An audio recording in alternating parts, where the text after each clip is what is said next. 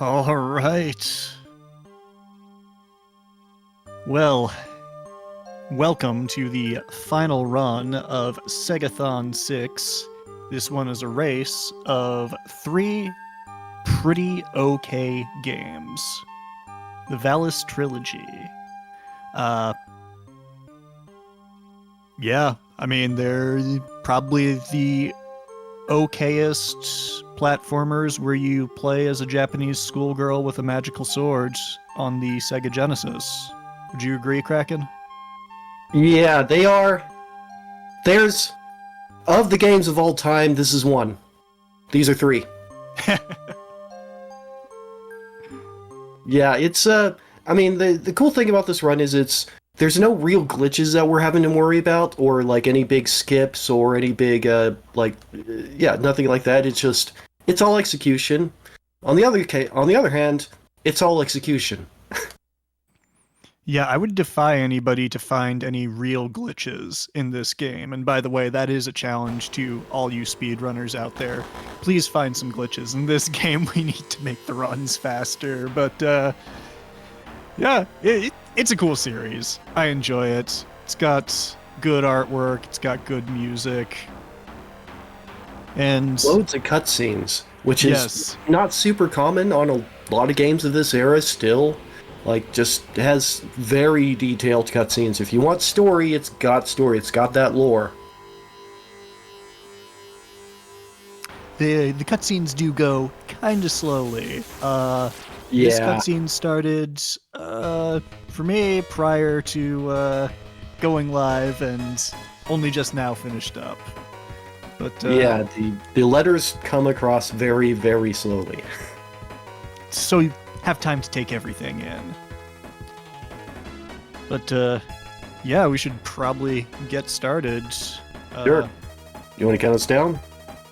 Yeah, I'll count us down. If you're just on the title screen. Just okay. Yep. And let's go 3, 2, 1, go. So one of the things that's kind of quirky about this game is Yuko moves incredibly slow unless she's sliding. So sliding is going to be the primary form of movement in the game.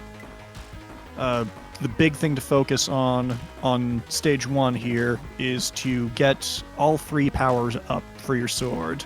The first one gives you a projectile, and the second 2 just upgrade the projectile. You start off with 1, then get to 2 and 3. And getting sword upgrades is pretty much the name of the game. Sword upgrades let you kill bosses substantially faster.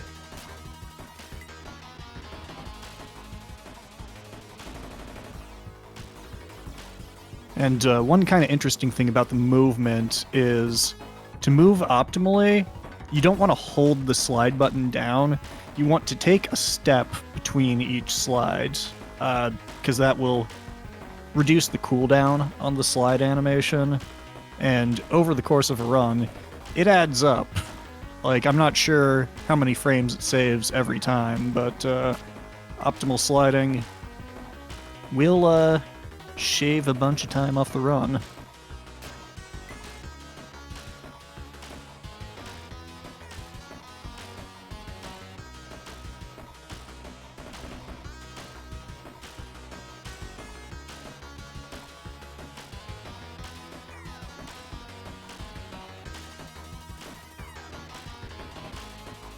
So we're rolling into the first boss fight here. Take a few steps forwards, then I just hold the slide button here to get into the right position. And this guy, I'm just going to crouch and spam the attack button. Try to get as many of these little blue pellets to hit him as possible.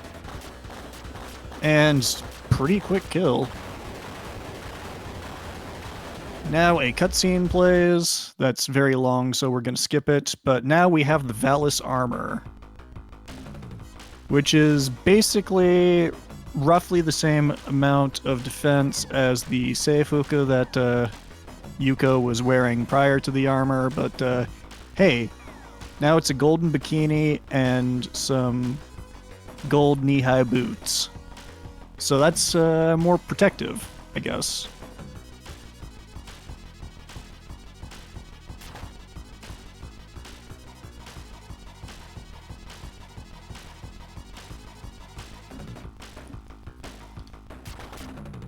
Now, you don't take a lot of damage from enemies or anything like that. They serve more as a nuisance. There are some enemies that it's worth killing them just to get their projectiles off screen.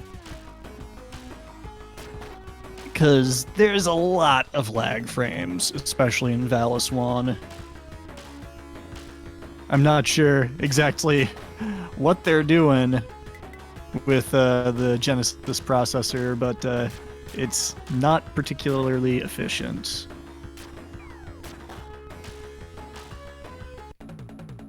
And we got Bird Lady here. Again, primary strategy is to ensure as many of your bullets hit as possible.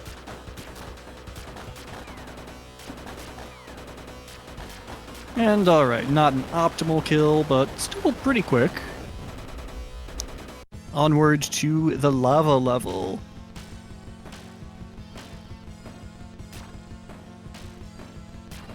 By now, we've got a full magic bar. That'll come in handy a little later. Not quite yet, though, because we only have 2 spells, and neither of them are particularly good. But by the end of this level, we'll have arguably the best spell in the game. At least the most useful from a speedrunning point of view. The item drops are semi-randomized. They'll be somewhat based upon the items that you collected previously. There are certain items, usually weapon upgrades, that are always in the same position, but health pickups and magic pickups, there's a little bit of variability to them.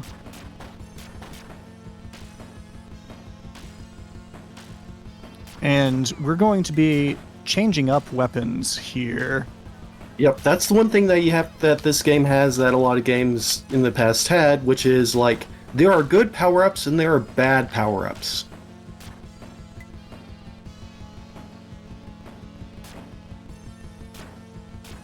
We're switching over to the Dark Sword, which is so much more powerful than the base sword that it's worth going way out of the way in the route to pick up the second upgrade for it. Because once it's level 2, you can kill most of the bosses in the game fairly quickly. And when you upgrade it to level 3, you get a reverse shot as well, which comes in handy in a couple instances. So this boss here has the Flame Ring magic, which is temporary shield, which is very useful. We want it, so we're going to kill him. We need to time our shots correctly, because just spamming the attack button will cancel out the Dark Sword beams and actually end up taking slower. Onward to the mountains here. This track is amusingly called Dark Forest, despite the fact that this area is not a dark forest. That comes later, but the music tracks are based off of the names that were used in the original Valis home computer release. This series originated as a computer game franchise on the Japanese PC-88 platform, and oh boy, if you enjoy video games, don't play those. They are pure 1980s computer game jank, and overall, if you want an enjoyable introduction to the franchise, the Sega Genesis games are probably the best. a lot of people think of Valis as more of a PC Engine, TurboGrafx 16 kind of franchise, but I kind of prefer the Genesis games myself. That's my inner Sega fanboy talking, but on this screen, we are going to switch over to the Flame Ring magic and score a couple hits on this guy as he is spawning in. Oh, We use the Flame Ring magic. I was thinking about different jump, different place. Oh well.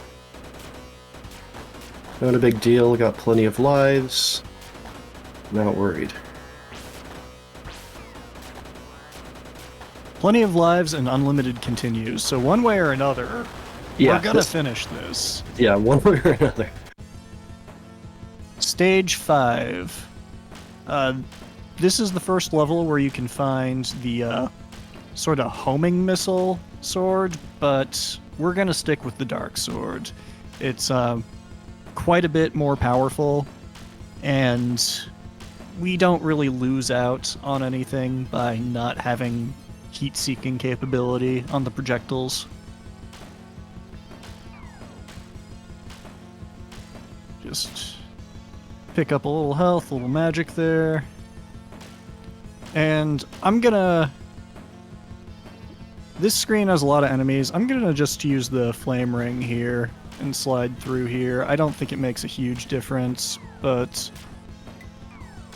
it avoided a little bit of damage. Oh, the knockback when you get hit in this game is pretty hilarious.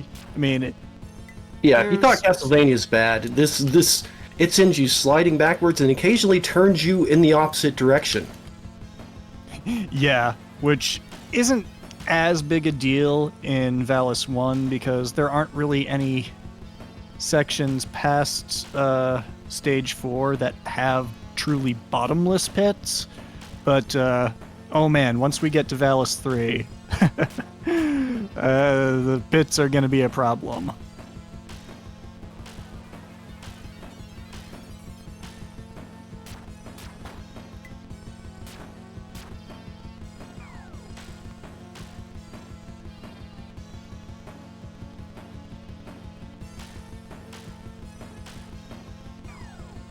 We are doing Sid of Valis as well, Radman.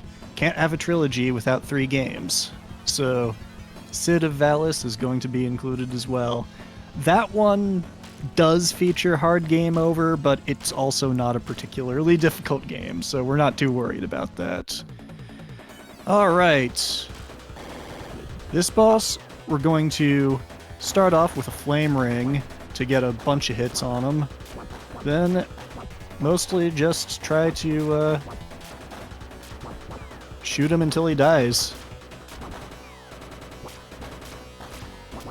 Use the flame ring to avoid taking hits from the thunder, which is pretty scary.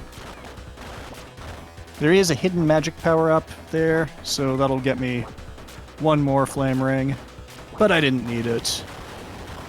Alright. Time for the real boss of the game coming up. After we get through the forest stage here, which is fairly tricky, we are going to be fighting Reiko, our rival, and she is an exceptionally stupid boss.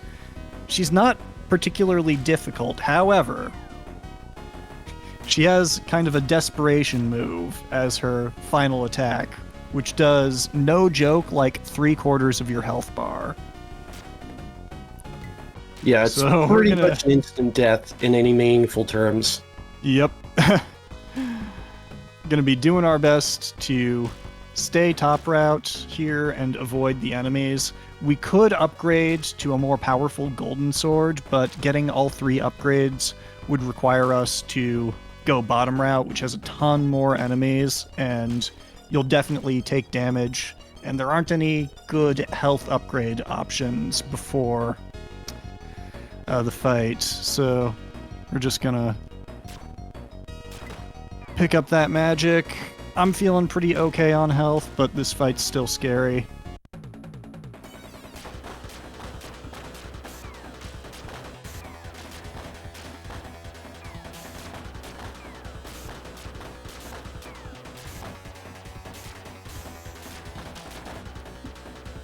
Okay, and had a very solid fight. I managed to Awesome. get my flame ring off at an Good for opportune you. spot, but she still took like 3/4 of my health.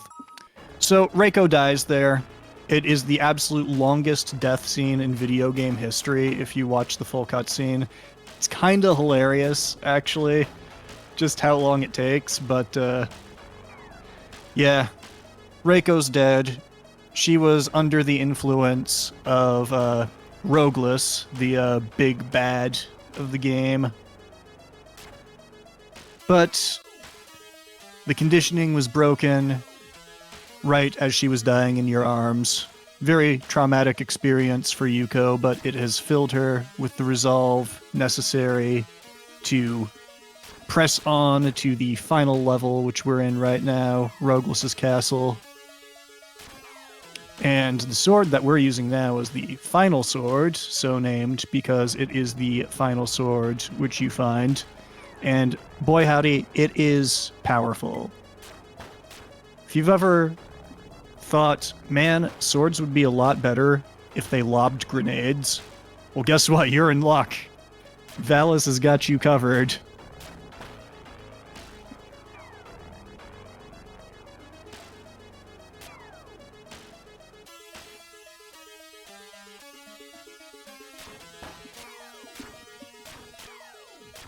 Takes I'm out... coming up on the Reiko fight myself. I had a death earlier, so that kind of set me back. It was a very silly death. It was a pit I just forgot.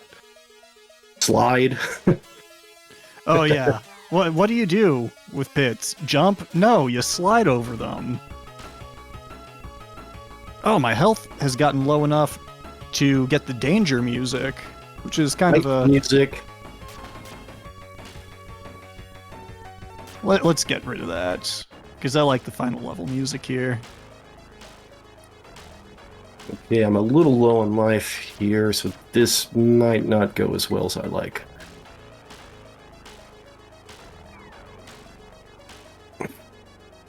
It's going to be Don't super wanna pick up safe either and of those use a bunch of upgrades. magic. Because that's what you do on Reiko.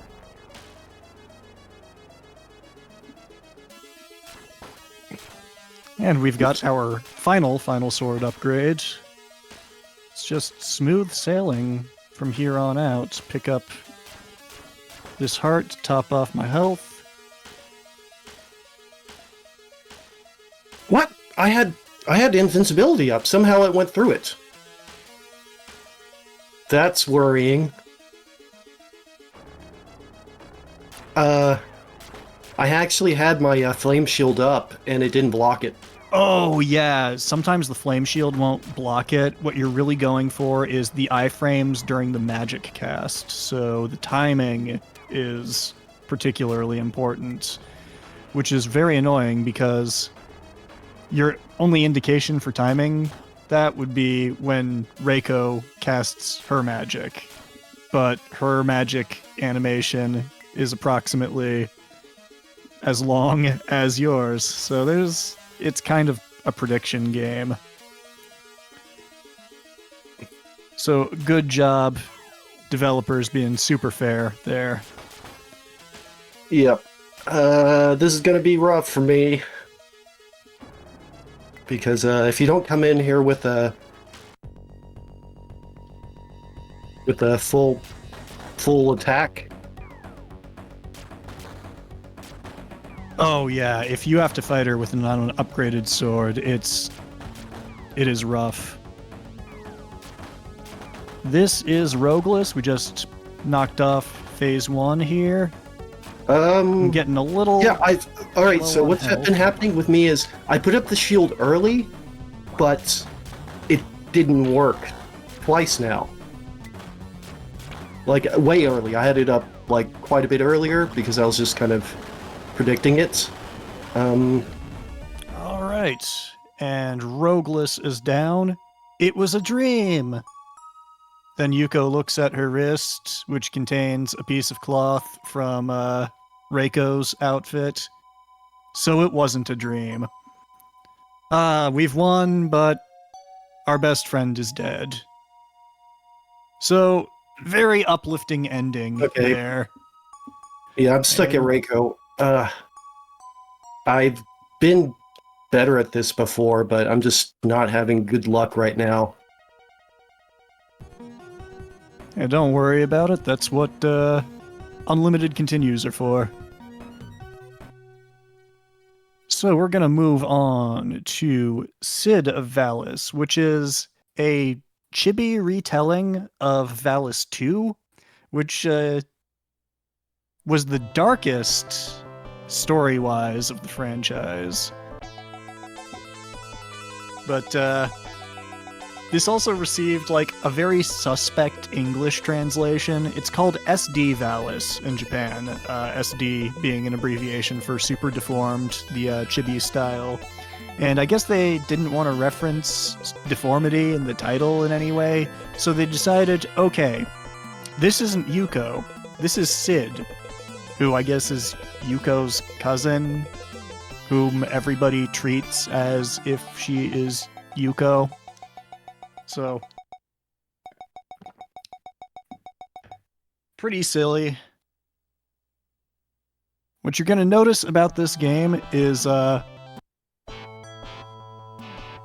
lot of ways, it's more of a shmup than a platformer.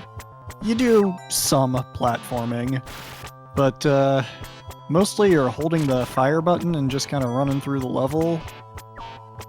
I like the artwork. It's not making good use of the Genesis at all. There's no blast processing here. This could have been done on the Master System, but it's cute. And wow, I fucked up this boss, so we're gonna take a death. That's fine. Death in level 1, not too big a deal. I will want to collect as many extra lives as I can over the course of the run, though, because unlike Valis 1 and Valis 3, Sid of Valis features hard game over. No continues. When you're out of lives, you're done. So gonna try not to do that. And ideally for this boss, I want to stay on top of this platform, and he's just not gonna let me do it. Wow, I am throwing here. God damn, what the hell?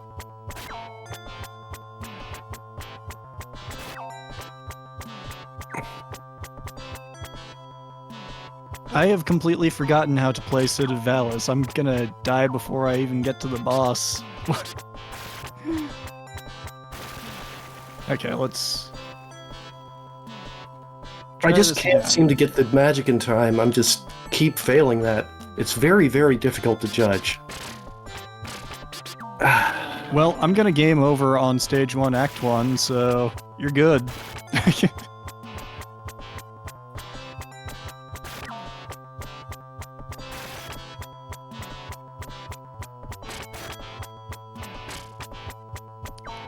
This is making me eat my words after earlier I was like, oh yeah, Sid of Valis, that's the one you don't need to worry about. Okay, that's what I was trying to do. If you land on a specific spot... It didn't do the magic! What? Upbeat didn't work? Those jerks.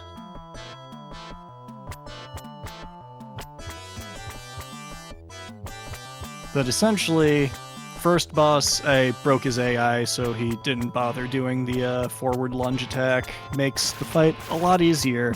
And there are going to be a lot of those sorts of AI manips during this run. We really want to do our best to lock enemies into a specific position and just go ham on them.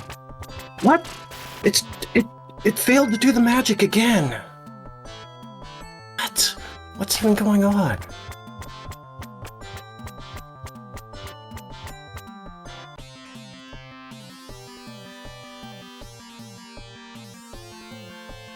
Alright, the first real boss here, the Red Fighter Dragon Zalaga. Really, you just stand under his chin, use your wide beam to hit him in the face. You have to inch forward so you don't get hit by his toenails.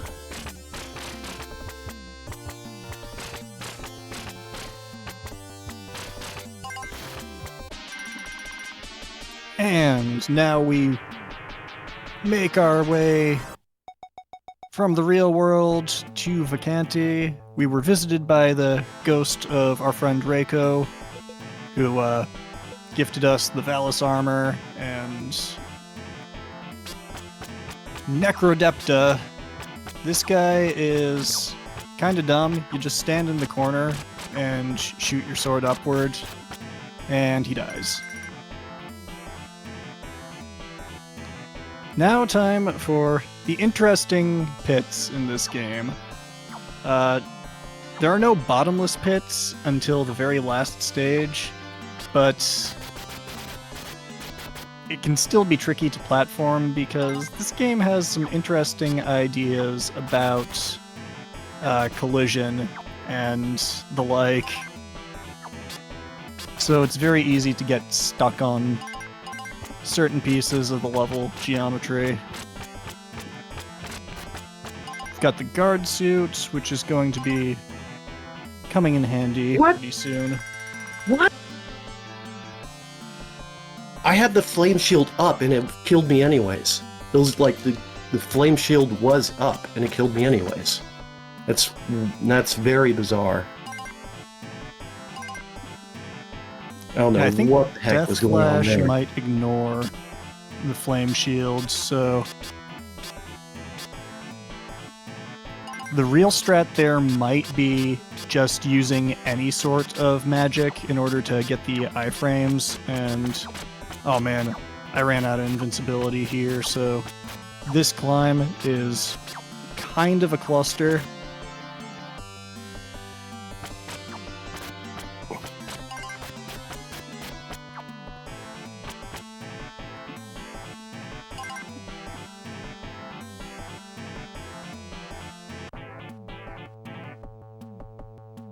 And on to this guy, who, in the English translation, claims to be the last general of Megas, the new big bad. He's actually the last general of Rogueless, the big bad from the previous game. All of the bosses that we were fighting up until this point were essentially the straggler followers of Rogueless. And Megas decided to use them to his advantage, because as long as Yuko was in town, they would waste their time and energy trying to happened kill her again! rather than trying to overthrow him. This is bizarre. I mean, you're gonna have to review this footage and see it, but like, I have the magic up, the flame dragon's going around me, and I still die.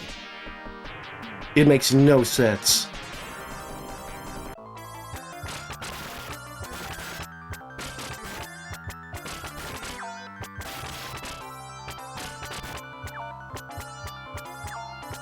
Alright, inside Vacanti Palace, we're going to switch over to the homing beam here and abuse a mechanic where the cooldown on shots is reset every time you make a movement.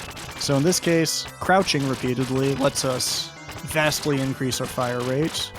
Get the speed suit, which we're not going to use, but the three-way beam is incredibly useful. Probably the best weapon in the game overall.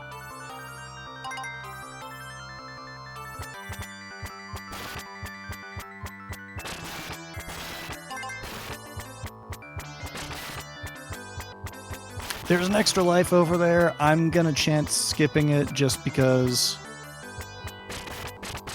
I don't want to miss the platform cycle.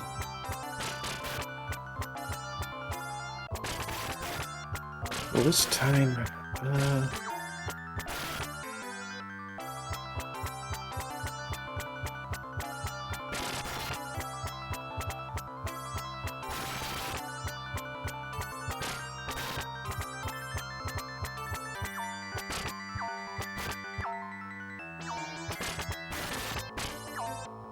Alright, and fortunately we get basically a full health upgrade at the end there, so you can be a little cavalier about taking damage. This guy, I'm not even sure what it's supposed to be because the sprite flicker despawns the object so quickly. You can just use the crouch spamming to take him out.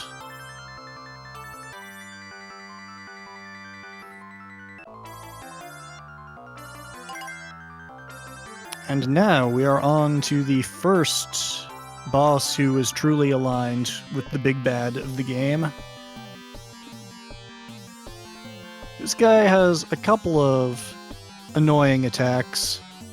We want to intentionally take damage by touching him rather than getting hit by the missiles, because the missiles do double the damage that simply bumping into this guy does. So we iframe through the missiles. The only damageable point on him is the red jewel in his forehead, so that's why the three-way shot is so useful. It gives us a diagonal straight up to him, and he's done. You mind if I just skip the rest of Valis 1? I'm stuck at absolutely, go ahead. Like, is it just that boss is complete bullshit. I mean, I've gotten it happening several times where I have the flame shield up, but she's killed me anyways. It makes no sense. You're supposed to be completely invincible with that up. Yeah, I mean, that's how it works for every single other attack in the game, but I guess her death flash, and only her death flash, is unique in that regard. Okay, this guy has two phases. The first is brain dead. We just stand here and shoot him till he dies. Second, he can really screw us in terms of RNG.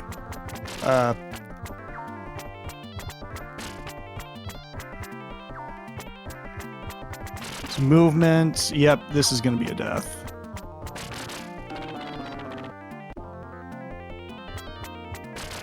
The movement of the snake boss there is totally random, and he does a lot of damage whenever he bumps into you, and sometimes he just wants to stay right on top of you. Just super annoying.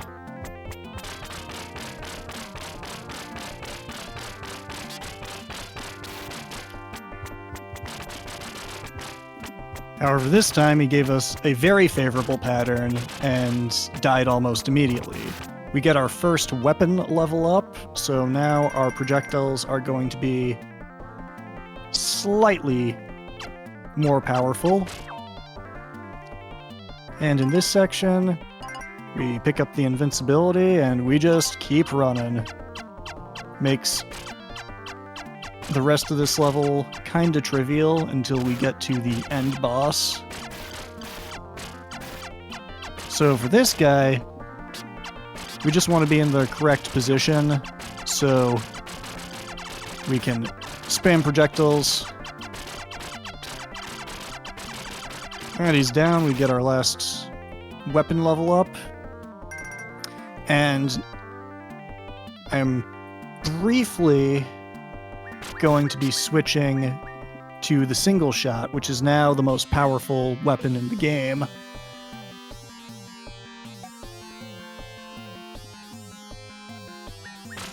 This nerd here, phase 1, pretty simple. Sometimes he'll dive into the ground, but that's okay. Just take him out.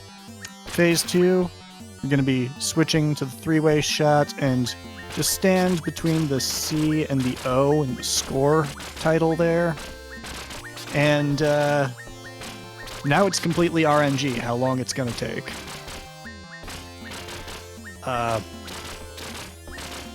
You don't really want to try to do any shot canceling because that'll mess up the timing and you run the risk of not destroying his laser blasts before they hit you.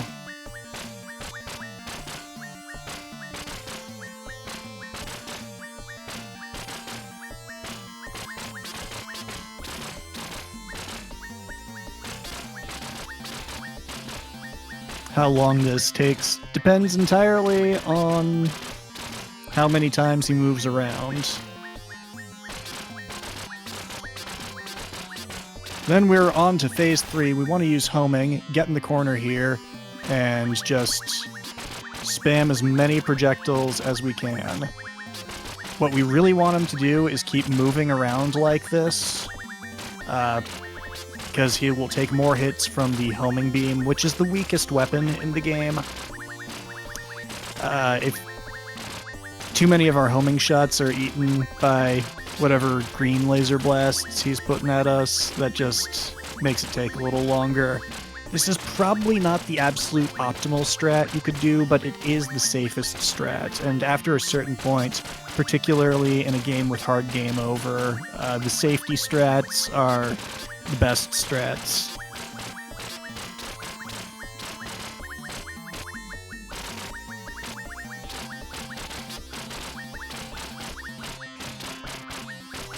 Yeah, the actual rhythm for tapping down on the D-pad to crouch is kind of tricky if you want the maximum number of projectiles on screen at once.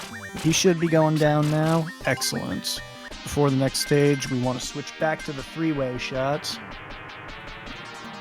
And we are in the final stage. We got this cool, kind of vaguely body horror background, the spinal column and ribs and such. And some weird creatures, some rather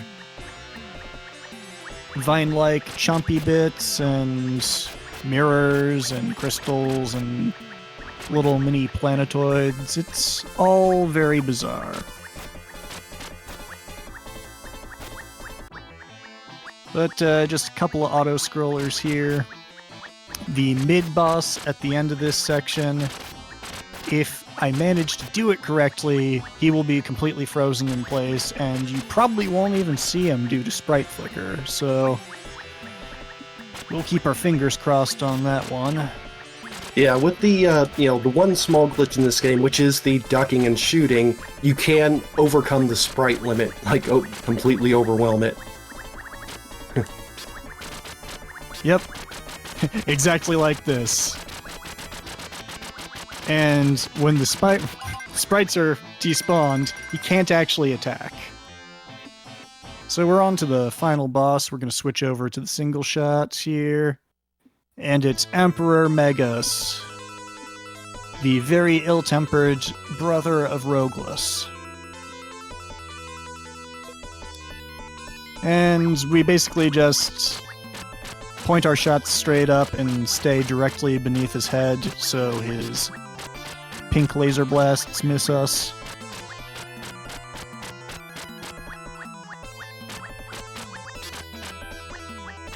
Took more hits than I wanted to in this phase, simply because Yuko permanently controls like she's on ice. And we are going to just kind of stand in the CO of the score and duck underneath Megas's circle blasts here. He's kind of favoring his fist blasts, though, which is really bizarre.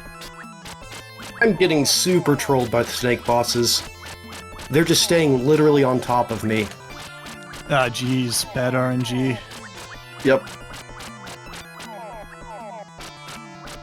As far as I can tell, there's no way that you can really manip those bosses. They're just gonna do what they're gonna do. Yep. Alright, and there we go. Megas has been defeated. In this cutscene here, he's gonna explain that... Oh, well, you see, the only reason that I was bad was because Vacanti needed a strong ruler to protect it from what's about to happen. So really, he's actually a tragic villain.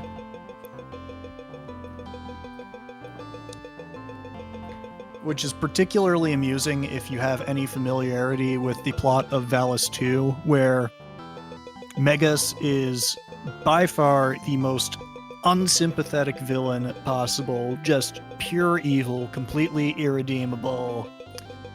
and overall just a huge jerk. But now he's imploring us to save Vacanti. Megas, poor warrior. Yeah, you wouldn't be saying that if this was Valis too.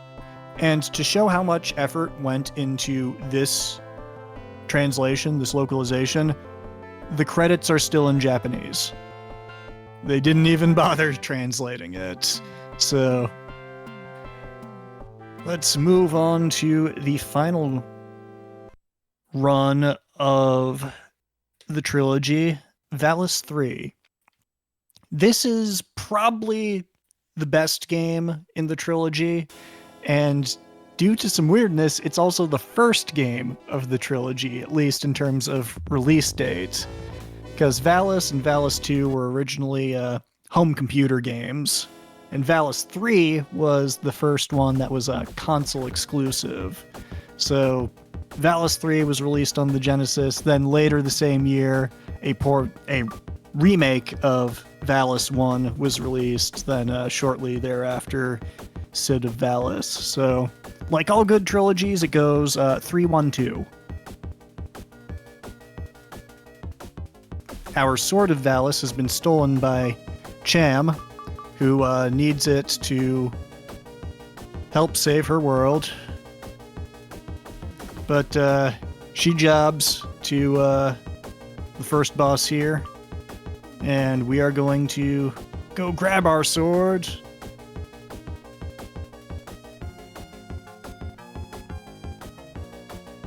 Return it to me, and now I've got the Valis armor, we got the Valis sword. This game has an interesting weapon upgrade system for Yuko. You start off and your sword's projectile doesn't go very far, it takes a long time to recharge, and you can't slide particularly fast. We are going to correct all of those things. The big sword icon, the real thick one, gives you additional attack power and additional range on the projectile.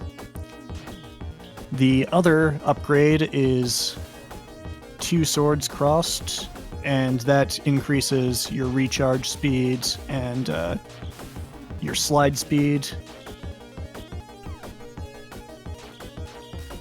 I'm not going as fast as I could be because, unlike the other 2 games, you do not get heals between levels with this one.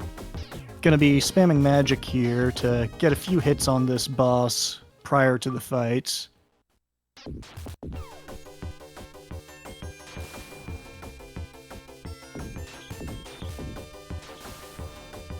And we are not in Reno. That sign is short for Renovation Software, which was the publisher of this game. And we have rescued Cham. We now have the option to play as Cham if we want, and we definitely are, but not yet. Or maybe we are. I accidentally transformed because the transform button is on the same button as slide. You have to press down and A to slide. If you just press A without a down input, you switch characters. But now you can see we are capable of sliding very fast now, and our sword meter fills up almost instantly. If I am very, very lucky, I'll be able to keep this for the rest of the run. However, that's pretty dependent on taking as little damage from enemies as possible, because there are a lot of points where you can just easily die.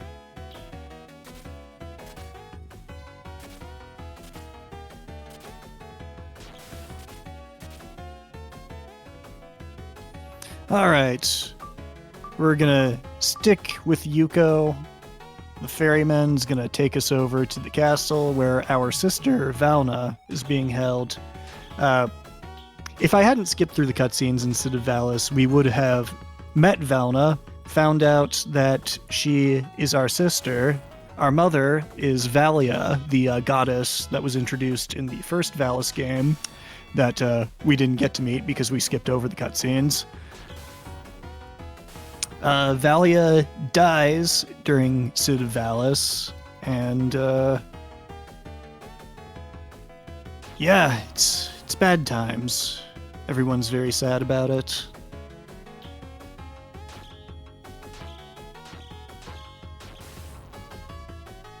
I'm actually pretty pleased with how I'm doing on health so far.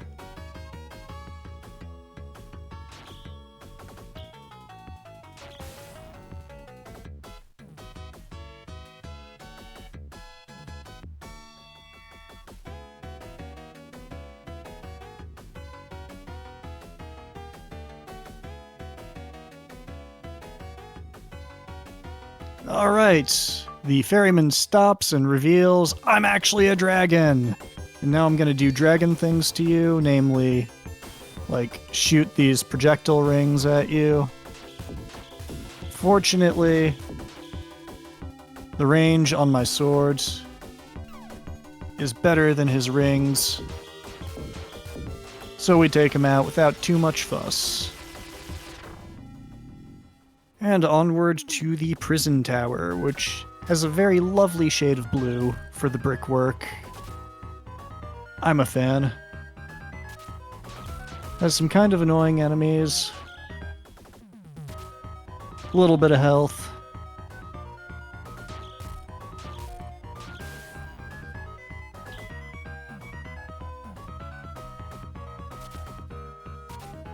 Use the slides to clear some of those gaps.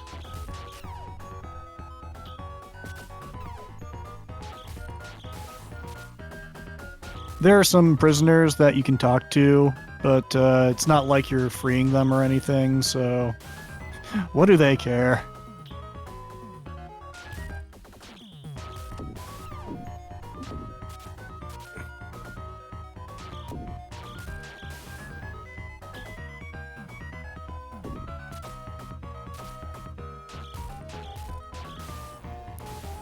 And I'm pretty sure I'm already at max attack speed, so that particular upgrade's not doing anything for me, but I'm a simple man. When I see a pickup, I pick it up.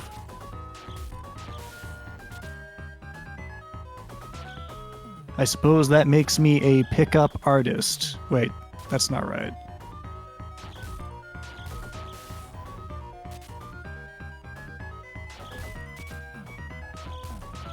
Oh, I didn't actually want to talk to that prisoner.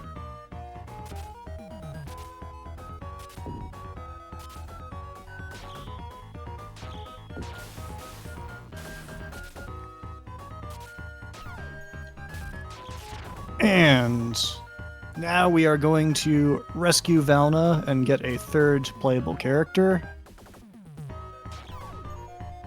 Let me just take out these enemies. And we just shoot the crystal until it dies. Valna is pretty useless, so this is the only time in the game we're going to use her because we're forced to. She's a magician. She has pretty good ranged attacks and very good magic, but this is the only time that's going to be worthwhile. Just this boss fight here. The white magic here is particularly powerful. Just throws projectiles all over the screen. Lets us take out the boss here pretty quickly. In combination with the little blue crescents that we shoot from our staff. And there we go.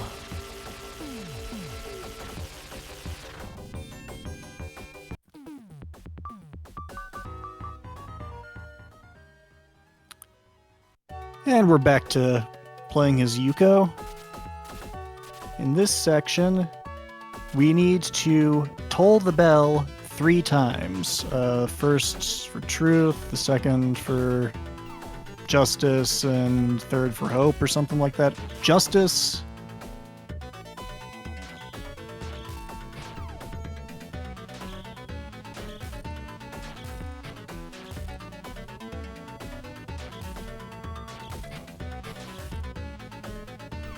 truth.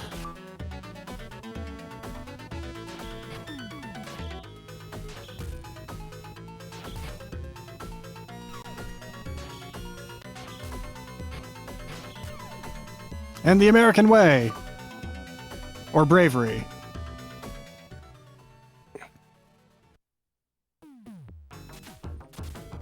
And in this section, we are going to be visited by the ghosts of Valia and Reiko. There is a way that you can skip the encounters and save a little bit of time, but I'll be honest, I never learned how to do that. So, just see the illusion of Reiko. And I'm getting kind of low on health here, so I need to be careful in this section. Really hope I get a health pickup. Okay, it's middling, but it's better than nothing.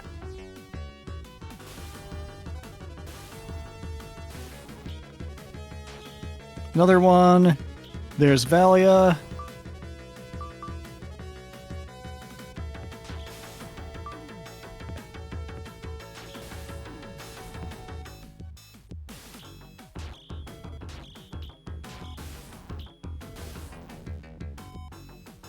Oh, no, I don't want to transform right now.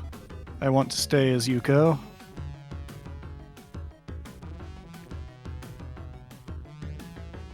And now it's time for quite possibly the most creative boss fight in video games.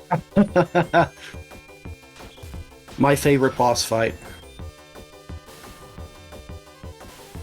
The developers made judicious use of Control-V here. Copy-paste. Blast processing. Yeah. It's really pushing the Genesis to its limits. This is a test of our strength to determine whether we're worthy. And I don't know. I'm not sure I'm feeling worthy yet.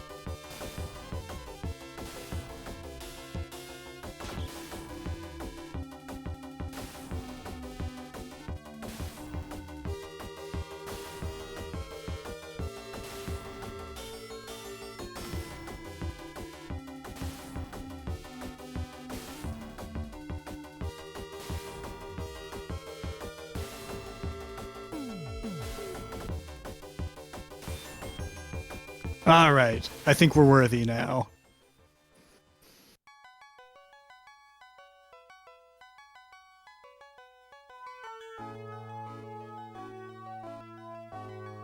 So now we meet Nizetti, the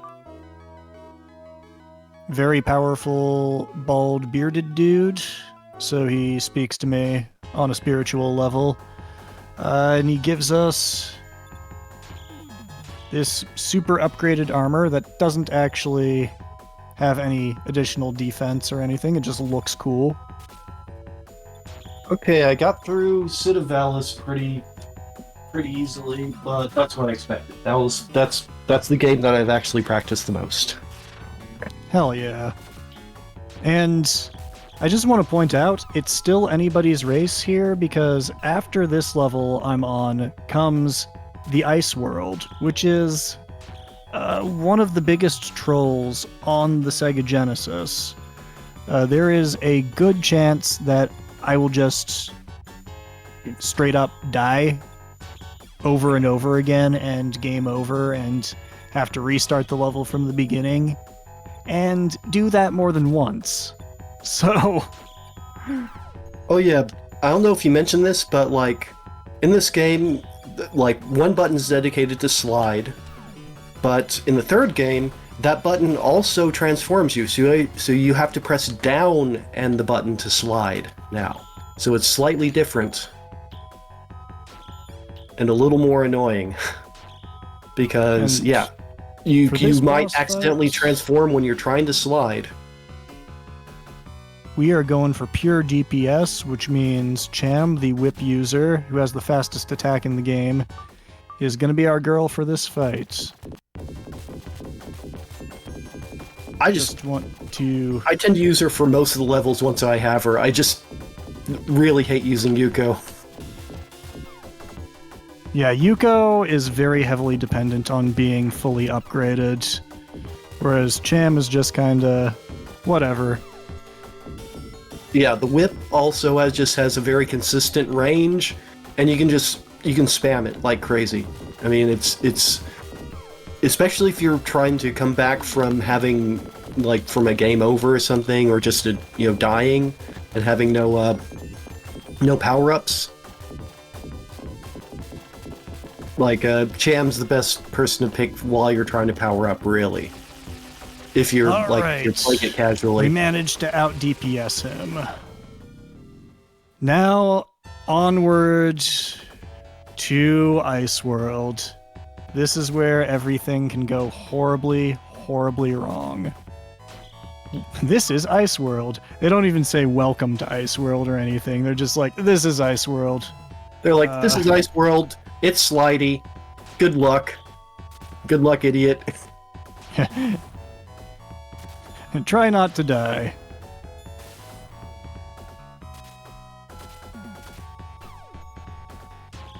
At least the music is a bop, because you're going to be hearing a lot of it, in all likelihood, if you're playing this game casually.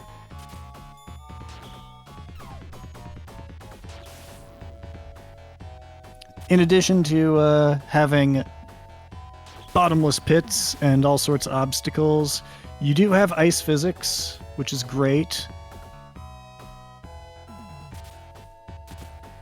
Probably my least favorite change in this game is you don't get a life refill between levels. That's just like, why? Why would you do that? That's kind of the cherry on top of the shit sandwich, for sure. Yeah. Alright, and Snowflakes cooperated, so managed to get past that bit, which is just horrid.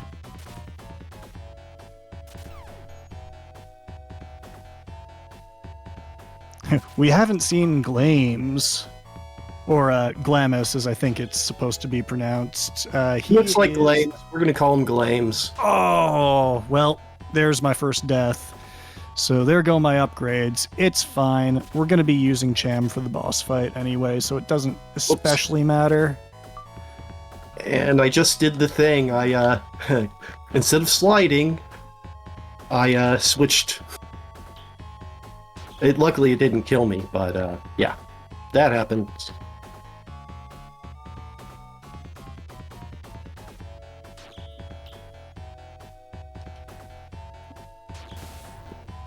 And when I mentioned earlier about the knockback, well, that's in play when you're on moving platforms as well. So if you get damaged at all when you're on one of these moving platforms, chances are you're going to slide off and fall to your death, which is particularly entertaining.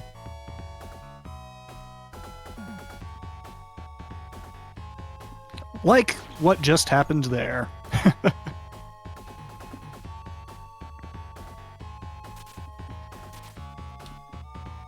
Yeah, we still haven't seen Glames. And getting knocked back by these damn snowflakes. The most deadly of enemies. I too am afraid of snowflakes. No two are the same. That's creepy.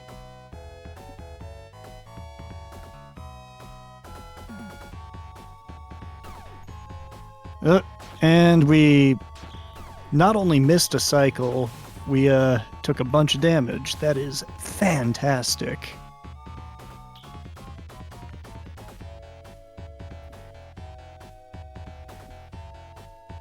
Yep, I'm taking Cham. I know that Yuko's the better speedrun character, but I just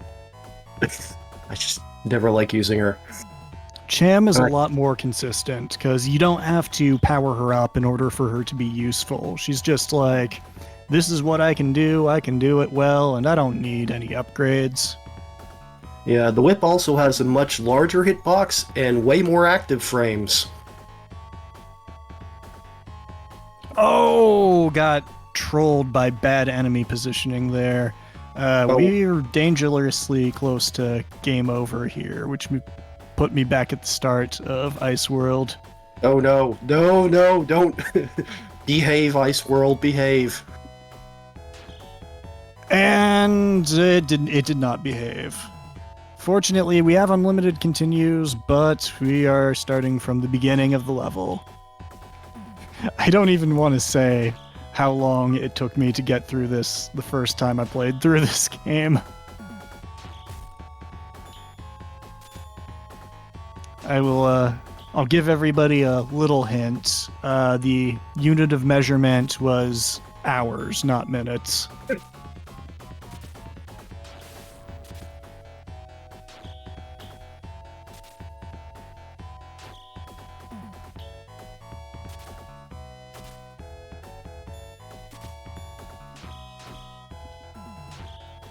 But hey, at least everybody had reason to use that lovely new Sega Crew Game Over animated emote. Taken from another one of my favorite games, The Lawnmower Man on Sega CD.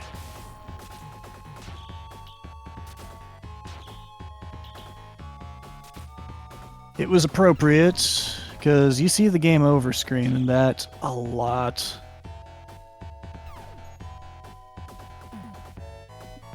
And 6 snowflakes on screen at once, right at the end of the level. Thank you. Thank you. Yeah, I mean, hey, it keeps things interesting. Is not consistent. Sometimes they won't spawn at all. Sometimes they'll spawn like 3 of them. It's kind of timer based, it seems. Yeah, but I'm not sure when that timer starts. Yeah. Is it a local timer? Is it a global timer? Yeah, I have no idea. But I just know that, yeah, it's not related to position, it seems. Well, it's somewhat related to position, but also related to a timer. It's silly like that. Ooh, oh no. Oh, the knockback combined with the ice physics just makes for a really good time. I want to give a huge shout out to the people who have posted good speedruns of this. Yep. Particularly Z-Tox, because I appreciate anybody who seeks out suffering when it comes to retro games.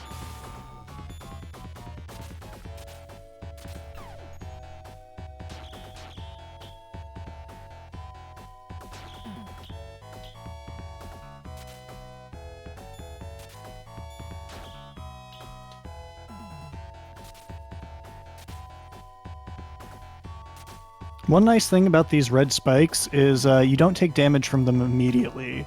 If you jump on them right after you land on them, they don't hurt you.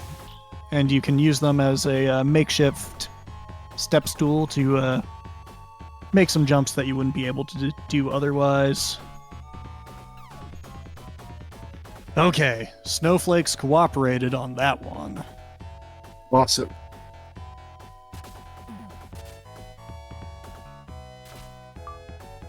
Is that hearts? Nope. Of course it's not. This game is very stingy with health. Yeah, between the lack of health refills between levels and how few health pickups there are just in the course of playing the game, it's the complete opposite of Valis 1 in that regard. Yep.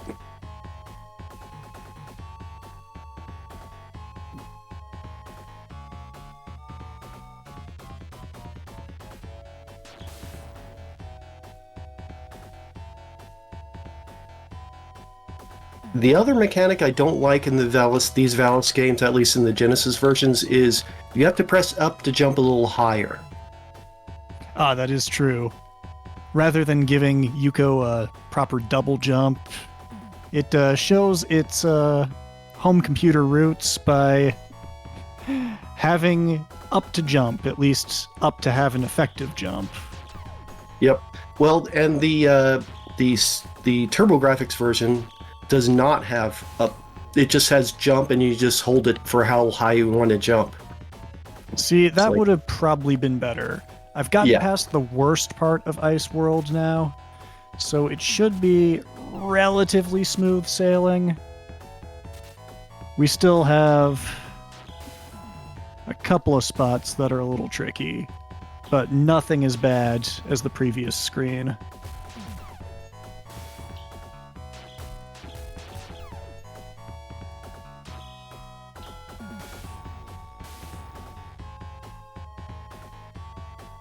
Alright, this one we intentionally damage boost to get to the very edge of this platform, so we can slide across, immediately jump, and just jump over these glowing golden orbs.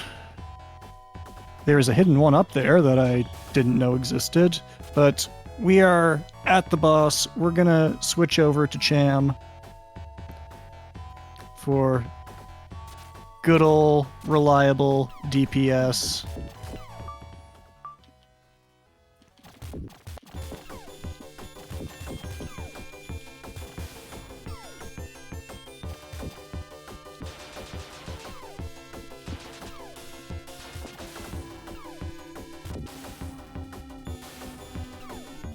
You still slide forward a little bit every time you attack if you were moving towards them, which is kind of annoying. Yep. Because ice level. Everybody loves ice levels. And all those ice I was physics. trying to iframe through his attacks with the magic there. It didn't quite work out. But hey, at least the game gives me something unheard of, a checkpoint right before the boss.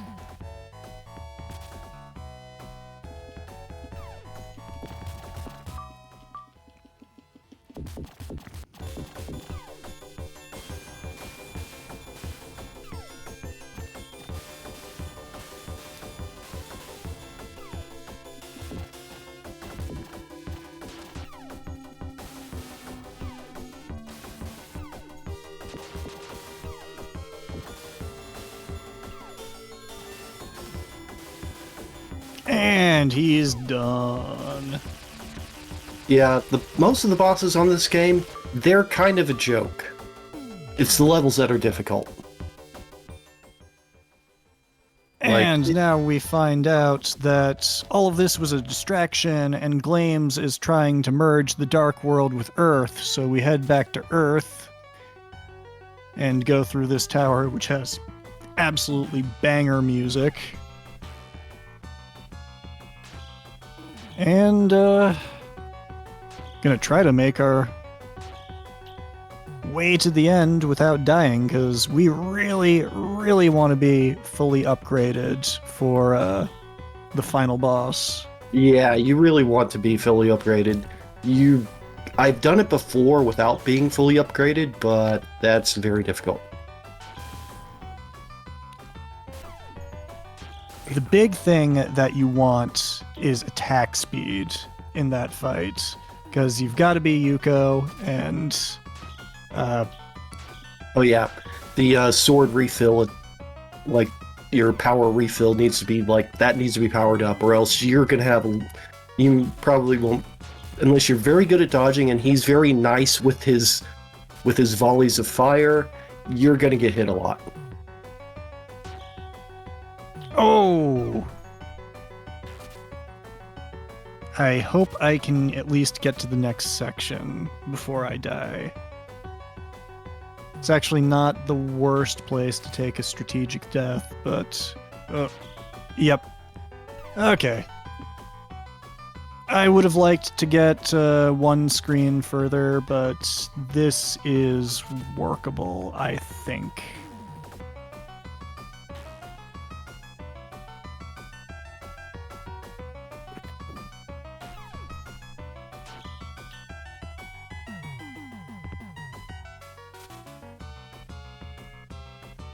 Also of note, to speed up the dialogue screens, it's pressing start, which of course is also pause. Yeah, that's my personal favorite mechanic in this game, where you have to spam start, except when you don't want to spam start, because that would pause the game. And it's not always intuitive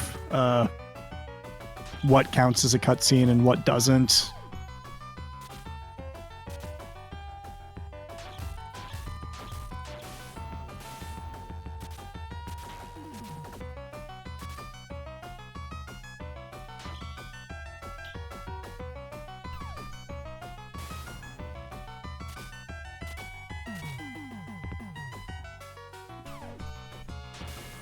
Oh, I want that attack upgrade. There we go.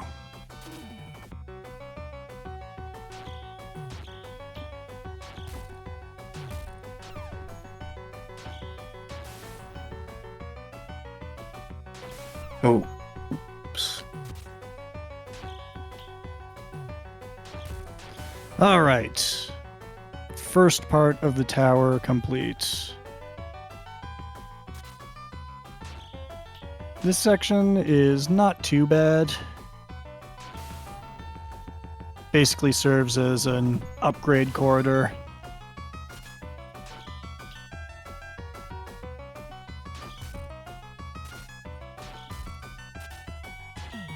And has the very rare large health refill, which is much appreciated.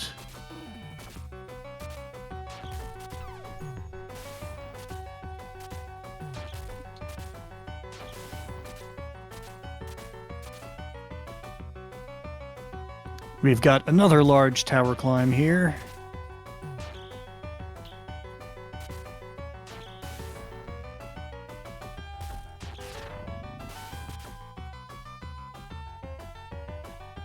Gonna be kind of conservative with my routing, because I really don't want to take too many hits. A certain number is fine because you do get a large health refill immediately before fighting the final boss, but that only goes so far. If you're kind of ragged going into it, you're still gonna have a bad time. I'm on to ice levels now. Oh boy. Fun times ahead. Alright, this is the last room, which contains the only instance of falling water drops which can damage you for some reason.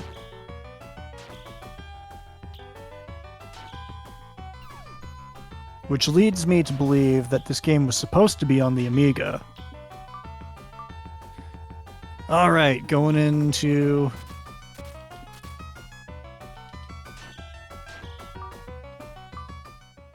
the final boss here. Glames.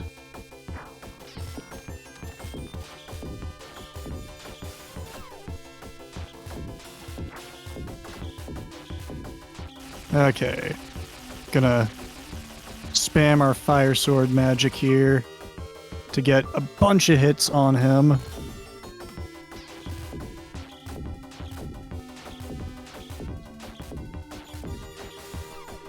And time will come up on the final hit when this guy explodes, I think.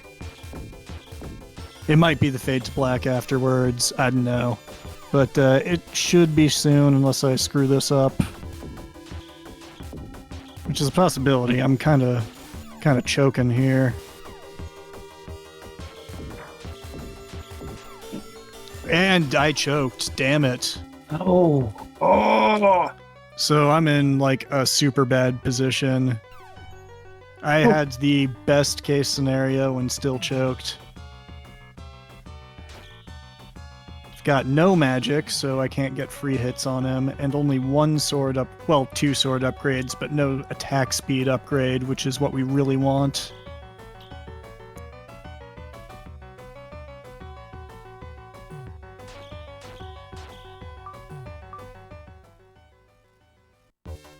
Oh no. No. Getting too much in a hurry.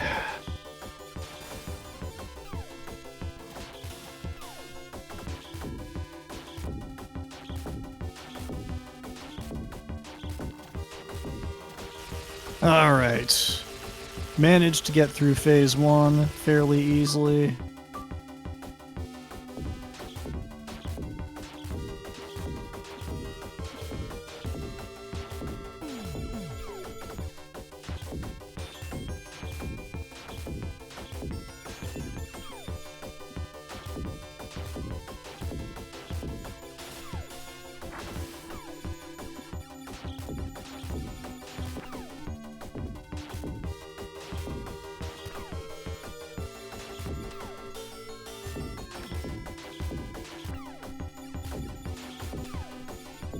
And choked again.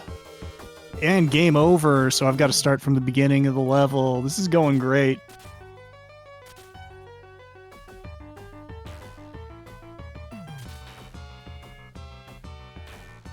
Oh, no! Ah!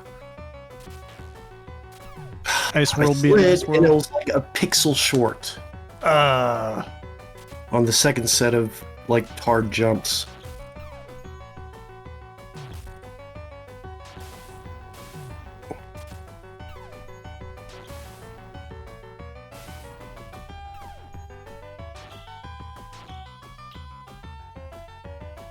oh, jeez. Didn't jump.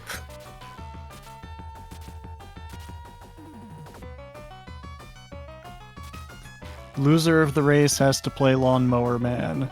Uh.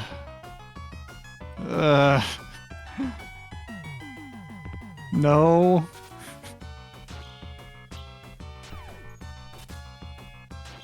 Listen, I am very proud of my run of the Lawnmower Man for sheer entertainment content, but oh, I'm not playing that game again.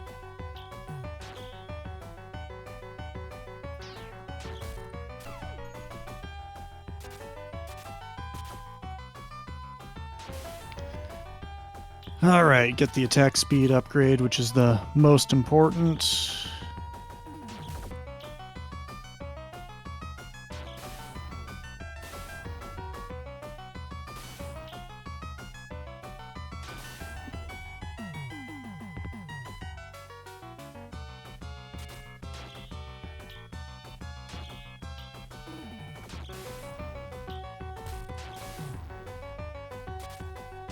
Wait.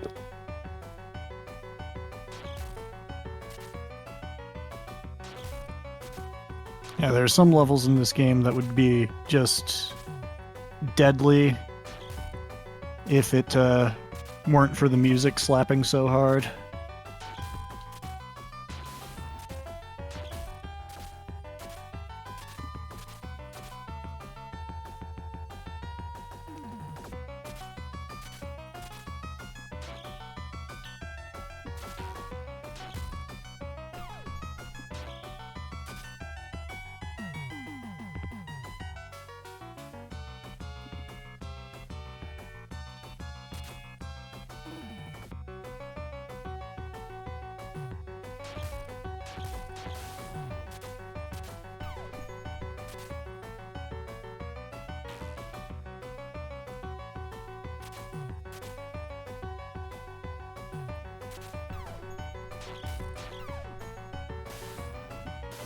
Oh, I thought I killed that worm thing. Oh well.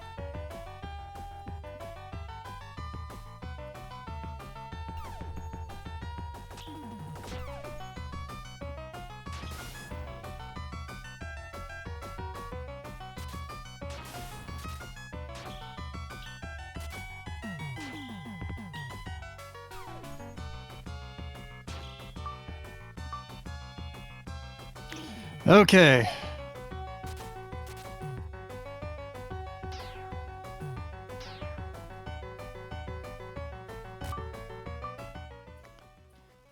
Let's try this again.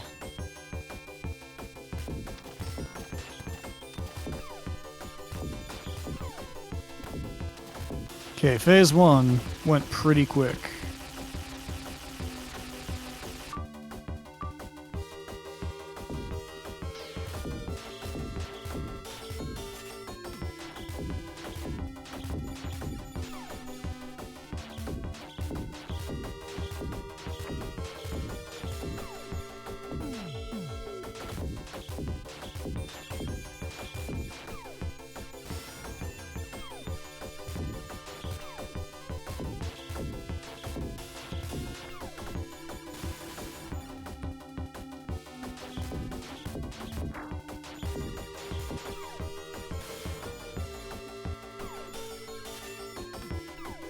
Oh my god, that is going to be time. We did it. Cool. We have defeated Glames. And once again, he monologues a whole lot as he's dying. Okay, I got through the hard parts of the ice level. I think I can finish the rest of the game now. Hell yeah. Basically, it's those two sets of jumps, that are always the most kind of nerve-wracking.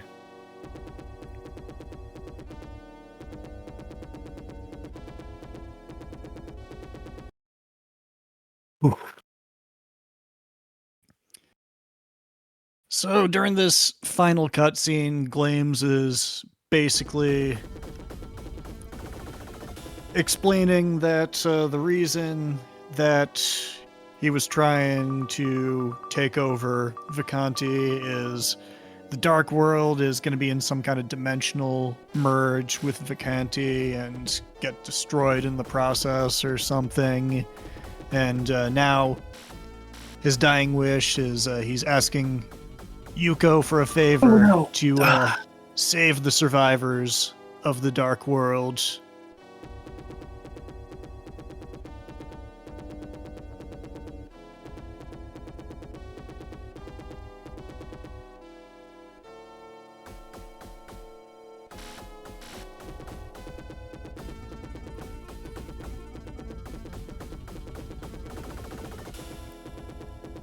It's the survivors with an E. That's very important distinction.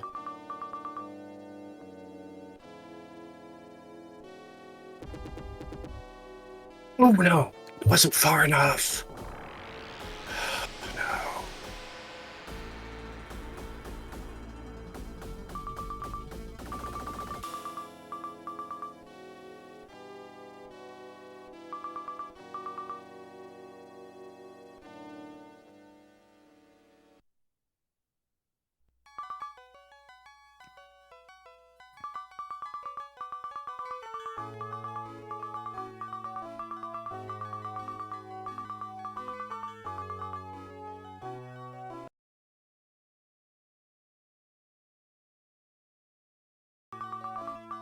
And now Yuko is telling Valna and Sham to lead the survivors of the Dark World and establish a new country of Vacanti. Damn it!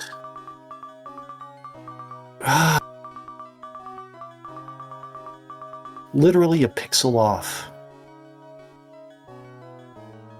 Oh geez, and that was game over.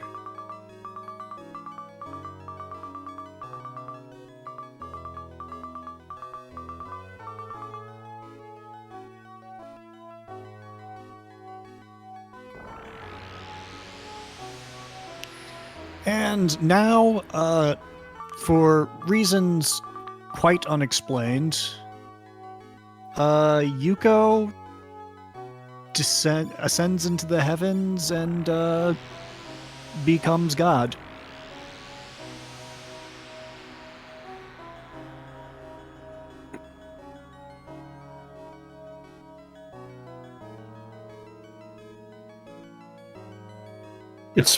I'd say it's a gift for surviving the ice levels. Yeah.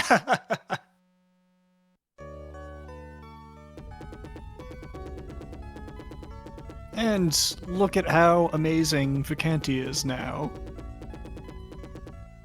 Nobody has seen Yuko since then. Nobody.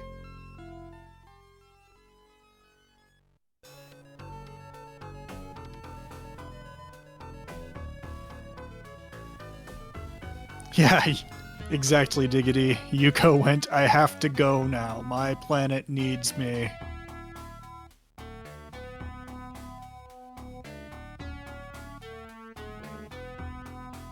We can see her now. Yes, Xanto pointed out that the final line in the game was a complete lie.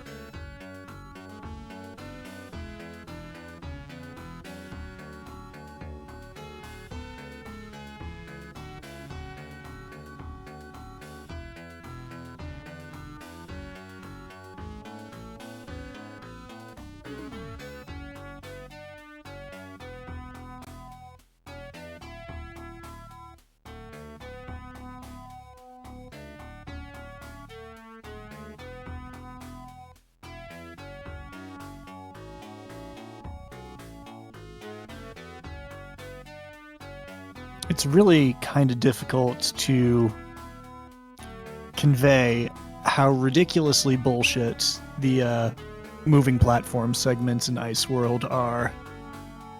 Yeah, at least the platforms themselves aren't slippery. It's just literally everything else is.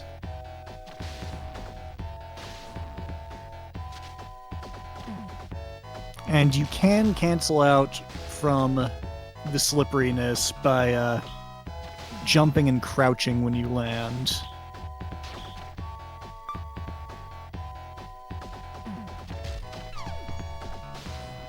Also, if you just jump and then, like, go neutral, you also won't slide. That's the only other way.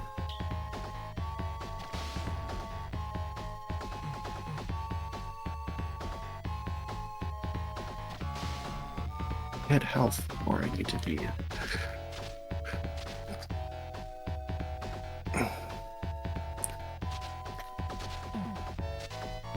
Okay. Time to beat up a boss. And the important thing is that right now Kraken has 4 lives and has hit a checkpoint, so he doesn't have to touch Ice World ever again. Just needs to whip this nerd until he knows who's boss.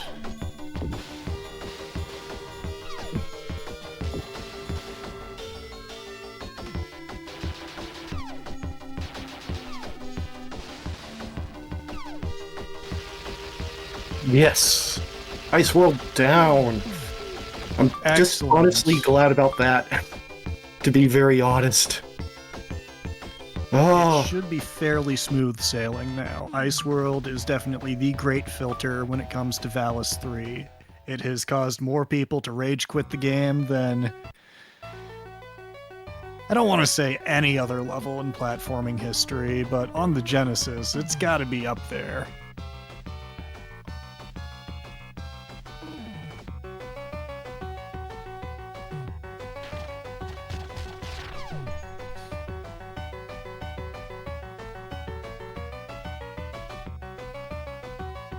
and the eyeballs are the new icicles because they don't go away. They just stick around. If you don't kill them, they'll track you down. It is pretty funny if you manage to get to the exit of a section dragging like 8 eyeballs behind you. Not really advisable, though.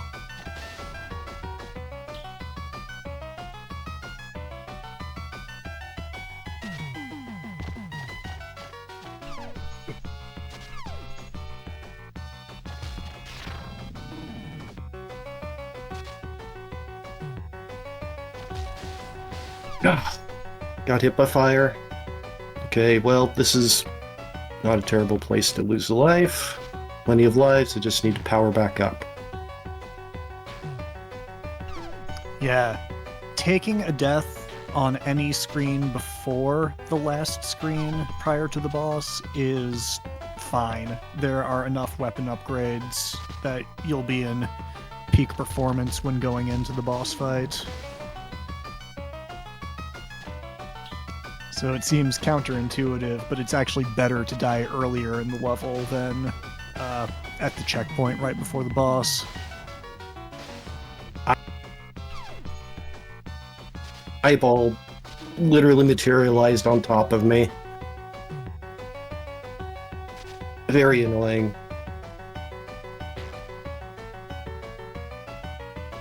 Also, this jump, because your head bonks, it's actually more difficult than it needs to be.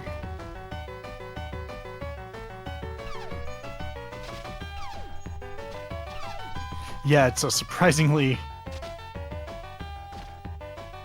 tight squeeze.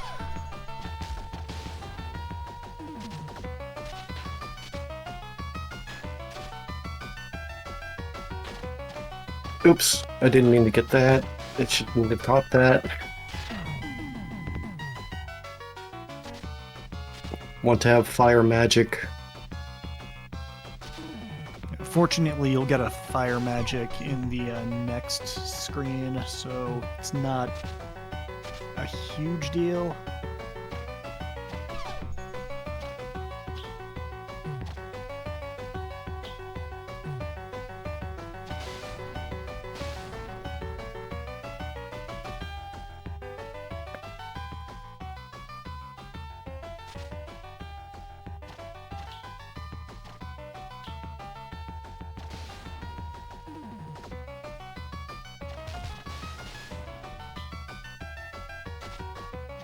It doesn't look like it with the rather precarious looking slides, but this is one of the most generous rooms in the entire game because you get basically a full set of upgrades as well as a large heal.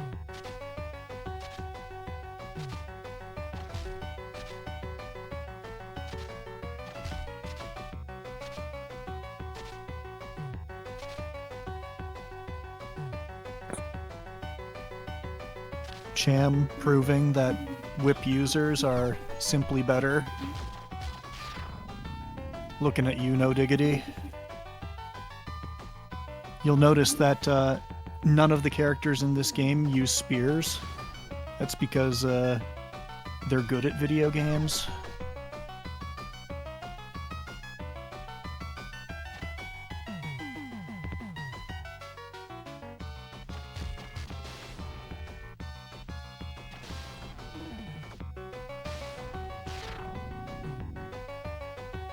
Hey, all I'm saying is, if ever you find me playing Castlevania, I'm going with whip guy over spear guy.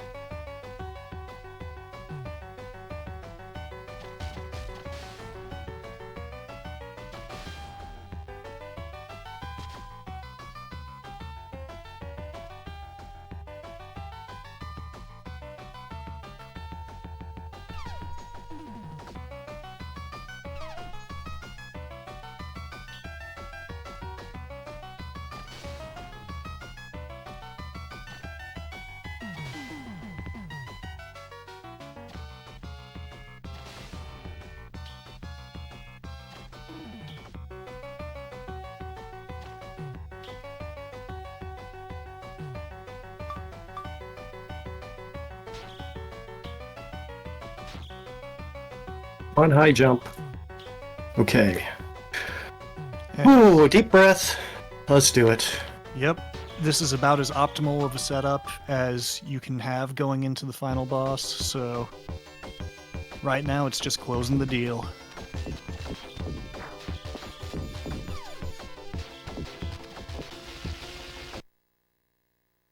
Okay. Very good, clean phase 1. And right now, Kraken is spamming the fire magic. All of these are going to hit Glames as soon, and that takes a pretty good chunk of life off of him.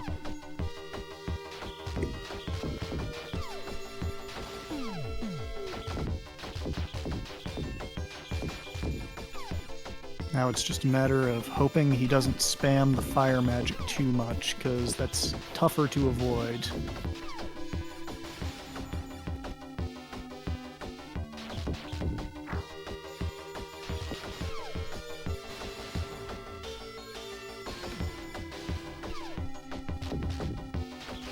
Watch. Barely. Haha. GG. Well, I had to take a mulligan on the first game at Reiko, but I'm happy to have gotten through this game, especially the ice levels. Well, But yeah, good I gotta job. say, good Awesome job. playing, Grim. It was my pleasure. It was a lot of fun. I was honestly over the moon when I saw that you had submitted Valis Trilogy to SEGATHON, and I wanted to get in on the action too because I love the series. It's not what you would call great video games by any stretch of the imagination, but I think they've got a lot of charm, a lot of soul. I would definitely recommend checking them out. They're a good time, and from a speedrun perspective, they're pretty easy to pick up because there's not a whole lot of super hard tech that you need to master. You just need to learn the routing, learn where the weapon pickups are, and go from there. Yeah, I mean, And there's no glitches to worry about, no like zips or major skips, nothing like that. It's just routing and practice technique. yeah, just a lot of fun. And speaking of a lot of fun, I think this has easily been the best Segathon that we've ever had. 5 years in, and just the number of awesome games that were showcased by a huge assortment of amazing runners has been just absolutely phenomenal. This is exactly what we want to see in Sega Crew, just bringing the Sega community together online and putting on a great event. I just want to give a huge shout out to everyone who has been helping out with tech over the long weekend event here. Just gotta bring up everybody. Huge shout out to Booster Shane, who has been manning this tech session. Also shout out to Grumpmeister, No Diggity, Awazrim, Paul Saltine, and Radioactive Man from Mars. Huge props. Huge shout out to No Diggity for getting the Mist server set up, working so smoothly. I've spent a lot of time with him over the past couple of years getting the server and OBS set up to the point where we can have events like this where how long have we been live? I mean, just this session, 17 hours since the automated Twitch reset, 48 hours prior to that. That is insane. We had very few tech hiccups, and yeah, it's just all been really fantastic.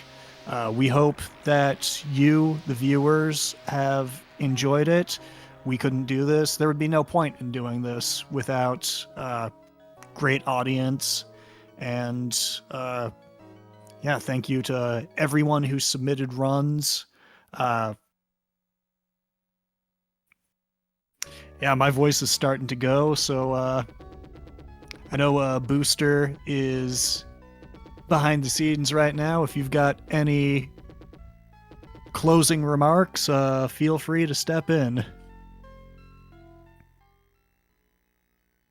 Yeah, why the heck not? Thank you, Grim, again for, manning the behind the scenes anytime a fire needs to be put out.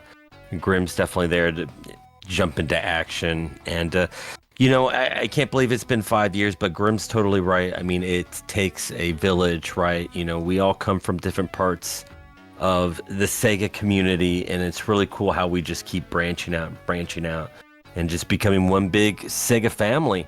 So, thank you all.